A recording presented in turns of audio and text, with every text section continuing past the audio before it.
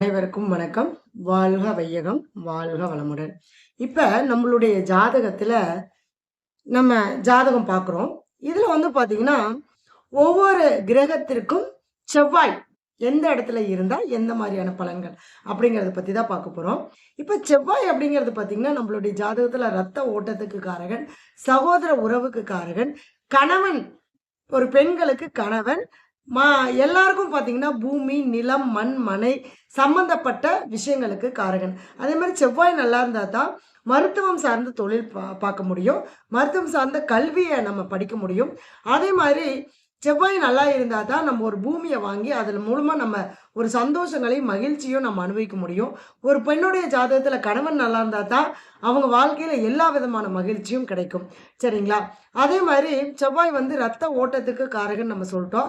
இந்த low pressure, high pressure இது எல்லாமே வரக்கூடியது என்னன்னா, செவ்வாயுடைய அந்த தன்மை தான். சரிங்களா? இப்ப நம்ம ஜாதகத்துல செவ்வாய் எந்தெந்த இடத்துல இருக்கு, அதுக்கு எந்த மாதிரியான பலன்கள் அப்படிங்கிறத பார்க்க போறோம்.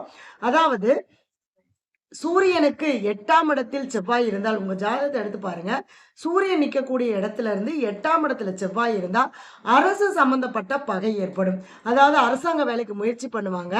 ஆனா, அந்த வேலை அவங்களுக்கு கிடைக்கிற மாதிரி இருக்கும். கடைசியில பார்த்தீங்க அப்படின்னா, 1 மார்க் 2 மார்க்ல போயிரும். அல்லது இவங்க வேலைய மத்தவங்களுக்கு போட்டு குடுத்துருவாங்க. அந்த மாரியான விஷயங்கள் எல்லாமே ஏற்படும்.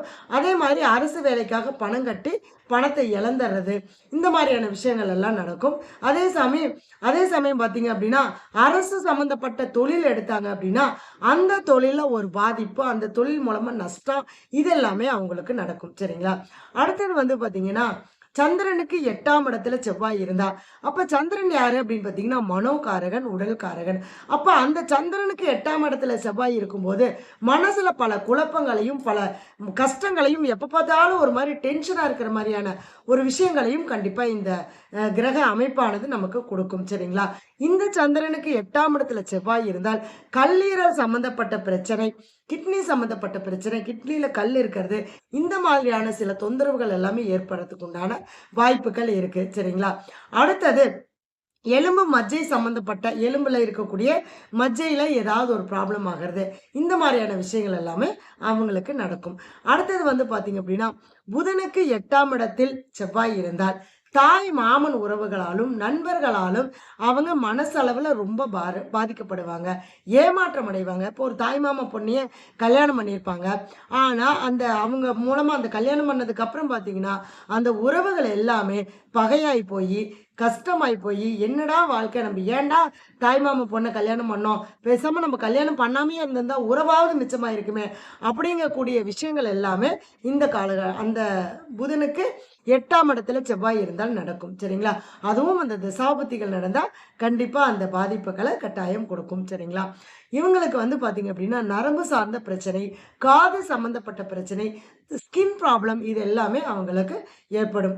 அடுத்தது பார்த்தீங்க அப்படின்னா, குருவு நிக்கக்கூடிய நட்சத்திரத்திற்கு 8ஆம் இடத்தில் செவ்வாய் இருந்தால், தான் வாங்கிய சொத்தையும், தன்னுடைய முன்னோர்களுடைய பூர்வீக சொத்தையும், தானே தன்னுடைய காலகட்டத்தில எல்லாத்தையுமே அவங்களே அழிச்சிட்டு போகக்கூடிய ஒரு அமைப்பு ஏற்படும். ஒரு பேரன் பேத்திகளுக்கு குடுக்க முடியாத, நம்ம மகன்களுக்கு, மகள்களுக்கு குடுக்க முடியாத அந்த சூழ்நிலை, அவங்களே அவங்களுடைய சொத்துக்கள இழந்துட்டு போகக்கூடிய ஒரு சூழ்நிலை கண்டிப்பா ஏற்படும். சரிங்களா? அடுத்தது சுக்கிரனுக்கு 8ஆம் இடத்தில் செவ்வாய் இருந்தால், வாழ்க்கை துணை மூலமாக நஷ்டமும், பெரிய ஒரு மன உளைச்சலும், நிம்மதி இல்லாத தன்மையும் ஏற்படும். சுக்கிரனுக்கு 8ஆம் இடத்துல செவ்வாய் இருந்தா, திருமணம் லேட் ஆகுறது, வாழ்க்கை துணை மூலமா அவமானம் ஏற்படுறது, கஷ்டம் ஏற்படுறது, நஷ்டம் ஏற்படுறது, அவங்க ஏதாவது ஒரு சிக்கல்ல சிக்கிட்டு வந்துருவாங்க. அதுக்கு இவங்க அதன் மூலமா இவங்க போய் அவங்கள காப்பாத்தி கூட்டிட்டு வர மாரியான சூழ்நிலை ஏற்படும். இந்த மாரியான பிரச்சனைகள் எல்லாமே சுக்கிரனுக்கு 8ஆம் இடத்தில் செவ்வாய் இருந்தால் நடக்கும். சரிங்களா?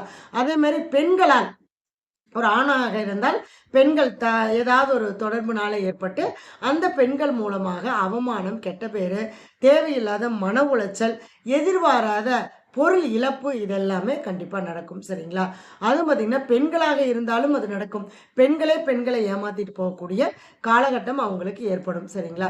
அடுத்தது வந்து பார்த்தீங்கன்னா, சனிக்கு 8ஆம் இடத்தில் சுக்கிரன் இருந்தால் அடிக்கடி விபத்துக்கள் ஏற்படுறது, இரத்த காயம் ஏற்படுறது, வேலையில தான் செய்யக்கூடிய வேலையில போராட்டங்கள் ஏற்படுறது, போராடி வேலை இருந்தா வேலையாட்கள் வரமாட்டாங்க, வேலையாட்கள் வந்தா வேலை இருக்காது. இந்த மாதிரியான நிறைய தொந்தரவுகள இந்த சனி பகவானுக்கு 8ஆம் இடத்தில் செவ்வாய் இருந்தால் ஏற்படும். அதே மாரி பார்த்தீங்கன்னா, தான் ரகசியமா எந்த ஒரு விஷயத்த செஞ்சாலும், தானே அத சொல்லி அதன் மூலமா இவர் அவமானப்படக்கூடிய சில விஷயங்களும் கண்டிப்பா நடக்கும்.